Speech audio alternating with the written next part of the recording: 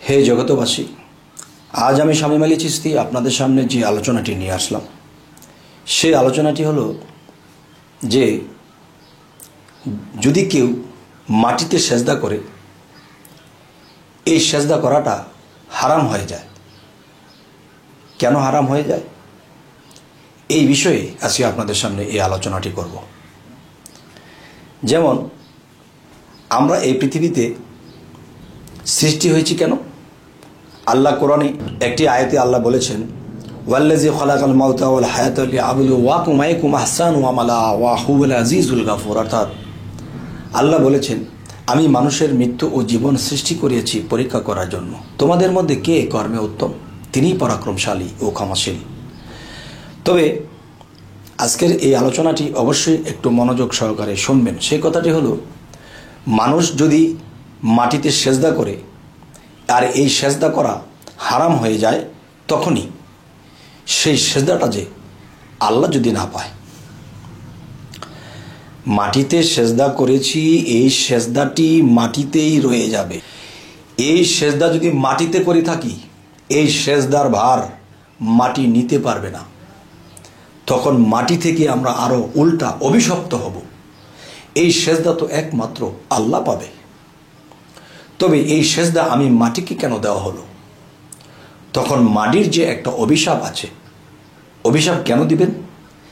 যে মাটিকে যখন আমরা সেজদা করব, তখন মাটি সহ্য করতে পারবে না সেজদার যে একটা ভার। কেননা এই সেজদার একমাত্র মালিক আল্লাহ। তাহলে আমরা যখন মাটিতে সেজদা করি, এই সেজদা যে আল্লাহ পাইল, এর কি প্রমাণ? আমরা কি এত জীবন নামাজ পড়েছি, এই সেজদাটা কি আল্লাহকে দিয়েছি? আল্লাহ কি এই সেজদাটা পাইলেন কি পাইলেন না? এটা কি আমরা কখনো প্রমাণ করেছি? বা আল্লাহ কি কখনো বলেছে যে হ্যাঁ, তোমার সেজদাটা আমি পেয়েছি? আচ্ছা, তো এখন আমরা বলতে পারি যে আমরা মাটিকে সেজদা করি না। আমাদের মাথাটা আল্লাহর দিকে ঝুঁকাতে হয়। আল্লাহর দিকে ঝুঁকাতে হয়, ঝুঁকাতে গিয়ে মাটিতে আমাদের কপালটা ঠেকে যায়। তখন আমাদের উদ্দেশ্য আল্লাহকেই করেছি। ভালো, কিন্তু আল্লাহকে যে করেছি, এখন এই সেজদাটা কি আল্লাহ পাইল কি পাইল না, এটা কি আমরা কখনো জেনেছি? আচ্ছা, আরও একটি বিষয় হলো যে আমরা আল্লাহকে সেজদা করি, কিন্তু সেজদাটা যখন আমি এত বছর করেছি, তখন আল্লাহ যে সেজদাটা পেয়েছে, এর অবশ্যই নমুনা নবী রাসূলদের মাধ্যমে আল্লাহ বলেছেন, বা এমনও ব্যক্তি পৃথিবীতে সেজদা করেছেন, তখন এই সেজদাটা আল্লাহ বলেছে, তোমার সেজদা আমি কবুল করলাম। তো দেখা যায় নবীর সাথে যখন আল্লাহ তাআলার কথা হয়েছিল সেই মেরাজে, হে দোস্ত, আপনি আমার সাথে মেরাজ করেছেন, আপনার সাথে আমার কথা হয়েছে, দেখা হয়েছে, সাক্ষাৎ হয়েছে, আপনি এখন চলে যাবেন, কিন্তু আপনার চোখে এখনো পানি কেন? তখন নবীজি বলতে লাগলেন, হে আল্লাহ, আমি আপনার সাক্ষাৎ পেয়েছি, আপনার সাথে আমার মেরাজ হয়েছে, কথা হয়েছে, মোলাকাত হয়েছে, কিন্তু আমার উম্মত কখনো আপনাকে দেখবে না, আপনার সাথে মেরাজ হবে না, এই দুঃখে আমি কাঁদি। তখন আল্লাহ কি বলেছে, হে মোহাম্মদ, হে দোস্ত, আপনি যে আমাকে দেখেছেন কয়বার? একবার। আপনার উম্মতকে 5 ওয়াক্ত নামাজ দেওয়া হয়েছে, তারা দেখবে আমাকে 5 বার, প্রতিদিন 5 বার। তাহলে আমরা বুকে হাত দিয়ে কি কেউ বলতে পারবো যে আল্লাহকে দেখেছি 5 বার বা 1 বার বা জীবনে 1 বার? আচ্ছা, তাহলে আল্লাহর সাথে কি আমার মেরাজ হয়েছে?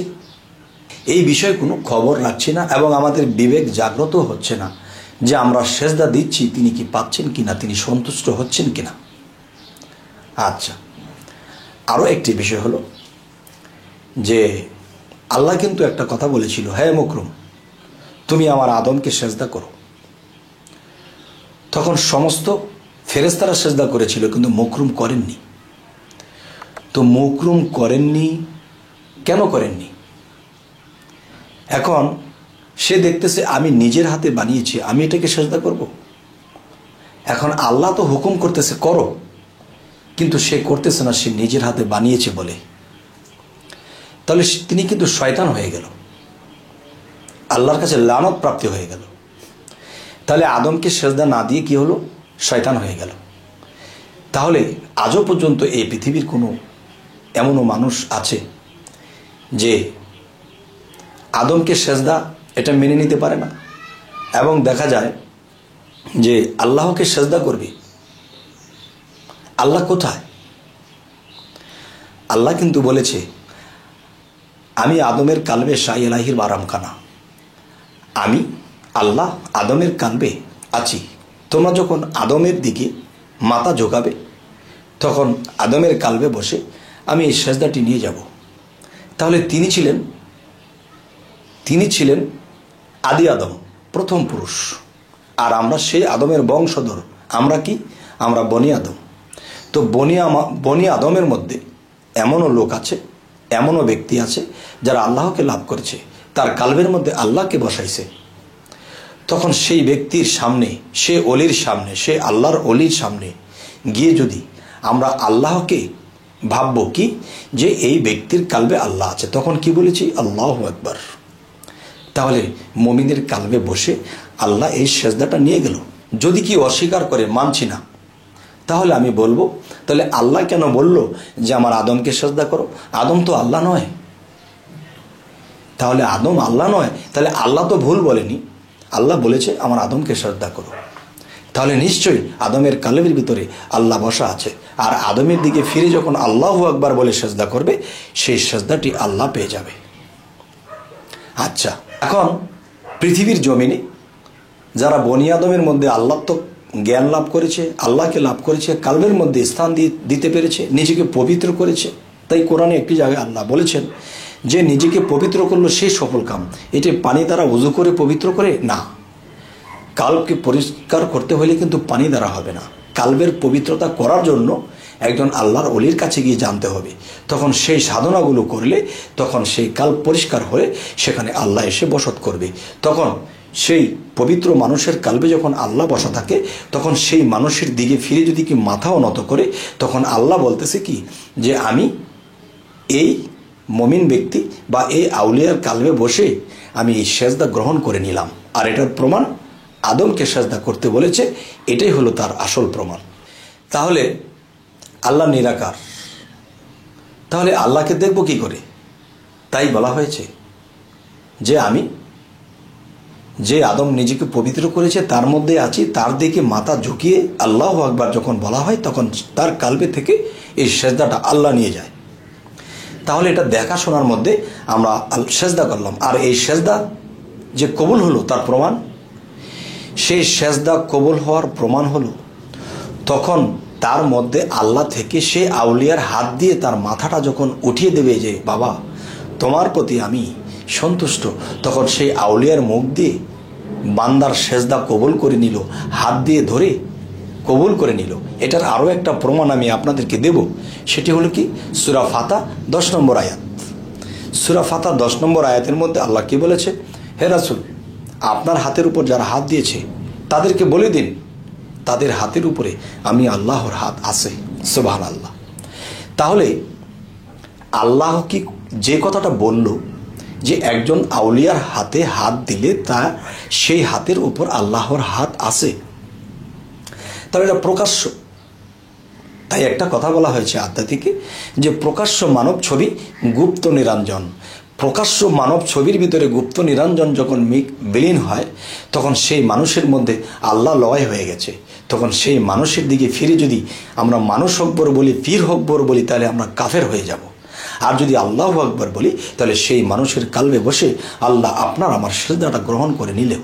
এখন যে কথাটি বলবো যে আল্লাহকে দেখিনি, আল্লাহকে চিনিনি, আল্লাহকে জানিনি, যখন আমরা মাটিতে সেজদা করব, এই মাটি আমাদের এই সেজদার ভার নিতে পারবে না, আমরা অভিশপ্ত হব। আর যদি বুঝি যে হ্যাঁ আমরা মাটির দিকে ফিরে যখন মাথা ঝুঁকিয়েছি, মাথা ঝুঁকালে আমার মাথাটা মাটির দিকে যায়, আমার মনের উদ্দেশ্য আল্লাহকে সেজদা করেছি, তাহলে আল্লাহ কি বলেছে? এই পৃথিবীর কোন জায়গায় আল্লাহ থাকে? আল্লাহ কি এই কথা বলেছে যে আমি পূর্বে থাকি, পশ্চিমে থাকি? আল্লাহ বলেছে আমি বিরাজ সারা বিশ্বময়, বিশ্বের ভিতরে এবং বিশ্বের বাহিরে আমি বিরাজমান। কিন্তু থাকি সেই জায়গাটা হলো কি? মমিনের কাল্ব। একমাত্র আল্লাহর বন্ধু যারা, তাদের কাল্বের মধ্যে আল্লাহ বাস করে এবং সেই বন্ধুর মুখে আল্লাহ কথা বলে। সুবহান আল্লাহ। তাই আমি বলবো, সেই বন্ধু হকবর বলা যাবে না, ফির হকবর বলা যাবে না, মানুষ হকবর বলা যাবে না, আদম হকবর বলা যাবে না। আল্লাহু আকবার বলে যখন আমি সেজদা করব, তখন সেই আদমের কালবে বসে আল্লাহ আমার এই সেজদা গ্রহণ করবে। আর যদি সামনে কোনো আকার নেই, এখন যদি বলি না আল্লাহ তো নিরাকার, আল্লাহকে দেখা যায় না।